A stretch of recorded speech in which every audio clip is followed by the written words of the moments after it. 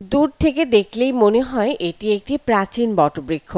কাছে গেলে দেখা যায় গাছের ডালপালা বেষ্টিত একটি ছোট্ট মসজিদ। একসময় এখানে নামাজ আদায় করতেন মুসল্লিরা। অনেকেই মনে করেন জিনের বসবাস এই মসজিদটি ঘিরে। তারা এখানে নামাজ আদায় করেন। আমরা প্রায় আমার স্যার ছিলেন, উনি হাজি এই রশিদ আব্দুর রশিদ মাস্টার, প্রাইমারি স্কুলের শিক্ষক ছিলেন। ওনার কাছে ওনার প্রায় 100 বছর বয়স। ওনার কাছ থেকে শুনছি যে এই তোমার 10,000 হাজি এখানে মসজিদ তৈরি করার প্রায় আমাদের ওইখান থেকেও কিছু লোকজন, প্রায় এখান থেকে 2 কিলো 3 কিলো লোক দূর থেকেই লোকজন এখানে কিন্তু নামাজের জন্য আসছে।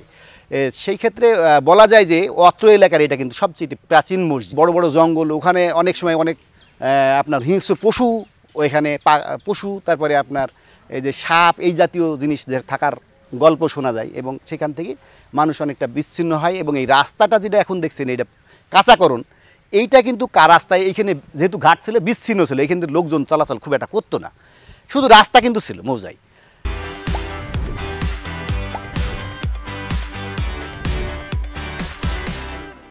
তো শুধুমাত্র যেহেতু এখানে এরকম, এই জন্য লোকজন খুবই চলাচল ছিল। এখানে যে আপনার ব্রিজটা দেখছেন, এটাও কিন্তু ছিল না। এটা মাত্র হয়েছে 30 বছর মতন হয়েছে। প্রায় 250 বছর আগে মেহেরপুর গাংনী উপজেলার করমদি গ্রামে মসজিদটি নির্মাণ করেন দশরথ হাজি নামে এক ব্যক্তি। পায়ে হেঁটে হজ পালন করতে গিয়েছিলেন তিনি। সেখান থেকে ফিরে এসেই মসজিদটি নির্মাণ করেন। এখানে জিন আছে, জিন পৌরির জায়গায় গাছটায় বসবাস, তাদের অস্তিত্ব, বাড়িঘর, এই কারণে মানুষজন খুব আতঙ্ক।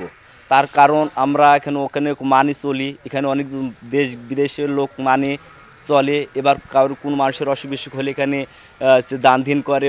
এখানে দেখতে পাবো ওরা নামাজ কালাম পড়ে, ওরা কারোর ক্ষতি করে না। দূর দূরান্ত থেকে মসজিদটি দেখতে আসেন অনেকেই। ভাই, এখানে অনেক মানুষ আসে, দেখার জন্য আসে, এটা সুন্দর লাগে, এই জন্য বাইরে থেকে আসে লোকজন। আর এখানে এর আগে শুনছিলাম যে এখানে জিন ভূতের মাঝে মধ্যে সমস্যা করে, এই জন্য কিছু কিছু মানুষ আসে, দেখতে আসে আর কি। আগামী প্রজন্মের কাছে তুলে ধরতে প্রাচীন এ পুরাকীর্তি সংরক্ষণের দাবি দশরথ হাজির বংশধর সহ এলাকাবাসীর। Desk report, channel 24।